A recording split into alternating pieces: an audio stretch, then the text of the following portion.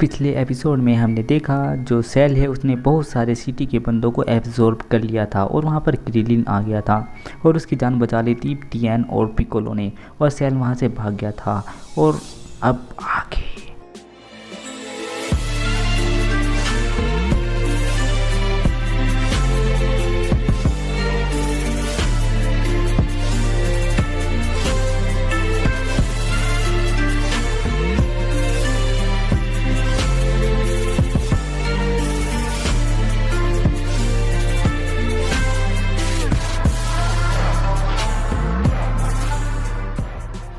और इस वाले एपिसोड की शुरुआत होती है। पिछले एपिसोड में हमारा गोकू भी उठ गया था। जो गोकू है वो खड़ा हो जाता है और तैयार हो जाता है चलने के लिए, क्योंकि वो ताकतवर बनना चाहता है और सुपर सैयन फॉर्म से भी आगे जाना चाहता है और कहता है कि मुझे इतना ताकतवर बनना होगा ताकि मैं सुपर सैयन फॉर्म को पीछे छोड़ सकूँ।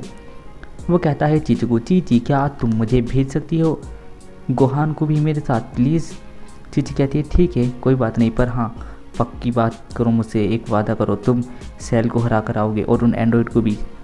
गोकू कहता है ठीक है मैंने तुम्हें बहुत मिस किया चीची। चीची भी कहती है मैंने भी तुम्हें बहुत मिस किया, पर अपना और गोहान का ध्यान रखना ठीक है। चीची कहती है।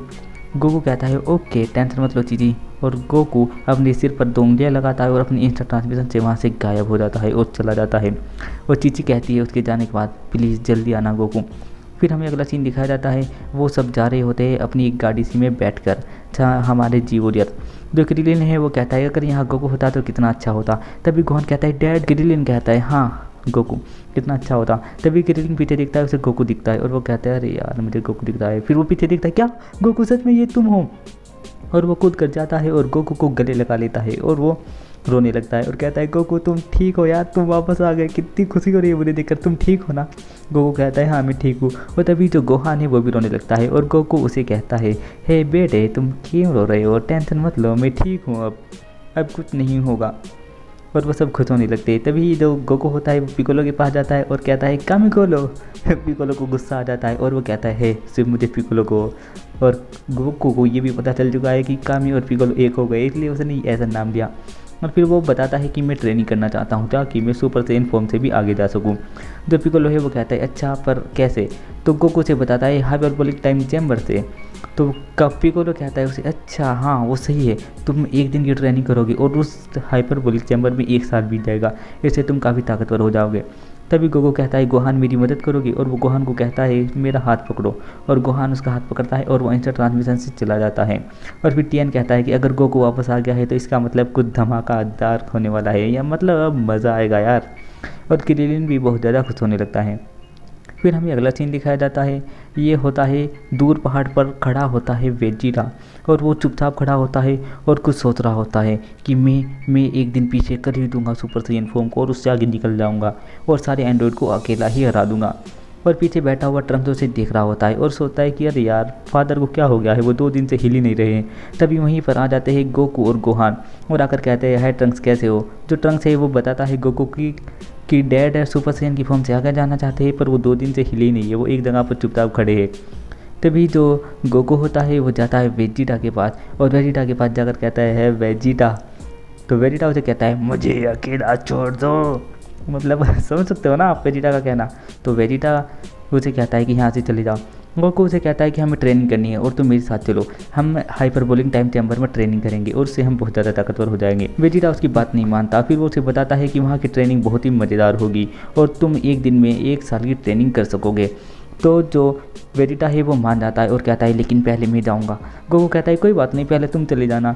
फिर हमें अगला सीन दिखाया जाता है। ये किसी घर का होता है, कोई कपड़े उतार कर देख रहा होता है और वो होती है 18 और फिर वो अपने सिर पर लगा कर देखती है और कहती है ये अच्छे नहीं है, छोड़ देती है और वहाँ से बाहर आती है। तभी 17 कहता है क्या गोकू मिला। वो कहते हैं नहीं गोकू यहाँ नहीं है। तभी वो 16 से पूछते हैं। 16 कहता है कि अभी तो मुझे पता नहीं गोकू कहाँ है, पर मैंने 2 घंटे पहले का डिटेक्ट याद है। जब मैंने 2 घंटे पहले डिटेक्ट किया था तो वो किसी छोटे से आइलैंड पे था, अब हमें वहाँ जाना होगा।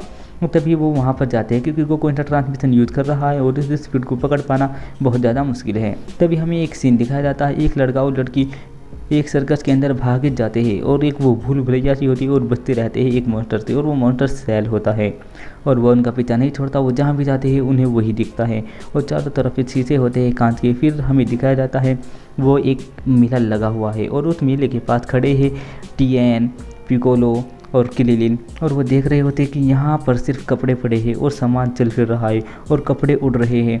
मतलब कि जो रेलगाड़ी है वो भी चल रही है और सारा सामान बिल्कुल ऐसे ही है जैसे होना चाहिए, पर वहाँ सिर्फ लोग नहीं है। फिर हमें दिखाया जाता है जो सेल है वो दूर खड़ा हुआ हंस रहा होता है।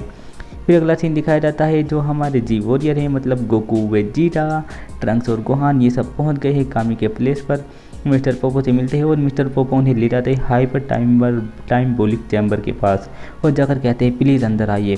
पर गोकू बताता है कि उसमें सिर्फ एक बार में 2 ही बंदे जा सकते हैं, ट्रंक्स और वेजिटा तुम चले जाओ, बाद में गोहानर में चले जाएंगे। वेजिटा कहता है पहले मैं जाऊंगा, और वेजिटा कहकर और ट्रंक्स को लेकर चला जाता है। तो गोकू से कहता है कि ट्रंक्स प्लीज़ अपना और वेजिटा का ध्यान रखना। वेजिटा घूरता हुआ गोकू को अंदर चला जाता है।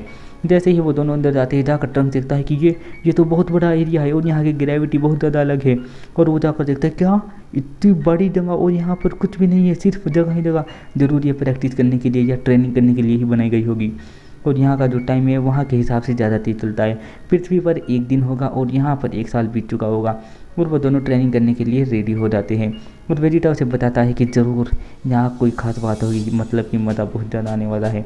फिर तभी हमें दिखाया जाता है यामचा, क्रिलिन और टीएन और पिकोलो का सीन। जो पिकोलो है वो सोचता रहता है कि वो सेल का बच्चा हमसे पहले उन एंड्रॉयड को ना ढूंढ ले, अगर उसने ऐसा किया तो हम बहुत ज़्यादा मुसीबत में आ जाएंगे।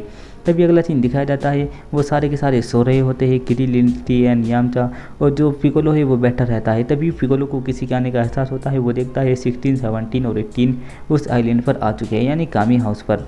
और तभी वो उन तीनों के पास जाता है और जाकर कहता है मुझे कंपनी की ज़रूरत है, फटाफट से मेरे पीछे आओ। और वो उन तीनों को बाहर भेजता है और खुद भी बाहर आता है और आकर कहता है कि तुम यहाँ क्या कर रहे हो। 17 कहता है कि मुझे चुपचाप बता दो कि गोकू कहाँ है।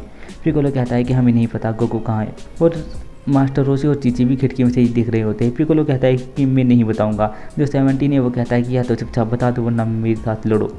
जो पिकोलो है वो कहता है ठीक है फिर मैं तुम्हारे साथ लड़ने के लिए तैयार हूँ, पर यहाँ नहीं, वहाँ दूर एक छोटा सा आइलैंड है वहाँ पर लड़ेंगे। और वो क्रिलिन को कहकर जाता है कि ये मेरी लड़ाई है, कोई भी इसमें दखल मत देना और मेरे पीछा भी मत करना। पर उन्हें लेकर एक आइलैंड पर चला जाता है। तीनों एंड्रॉयड और पिकोलो वहाँ पर पहुँच जाते हैं और 18 दूर जाकर बैठ जाती है। और जो 17 है वो लड़ने के लिए तैयार हो जाता है। वो जो पिकोलो है वो भी अपने जो ऊपर के कपड़े होते हैं उन्हें उतार कर साइड में फेंक देता है और लड़ने के लिए तैयार हो जाता है। ये वाला एपिसोड ख़त्म।